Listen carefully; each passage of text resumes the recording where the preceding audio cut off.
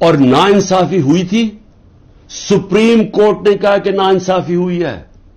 Supreme court ने अपने फैसले में कहा है कि गैर आईनी और गैर कानूनी तौर पर इमरान खान को उठाया गया, और फिर जिस तरह जलील करके मुझे उठाया गया, तो क्या ये भेड़ बकरियां थी?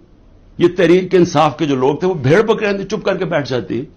क्या उन्होंने गलत किया था कि अगर वो पुरअमन एहतजाज के लिए निकले थे?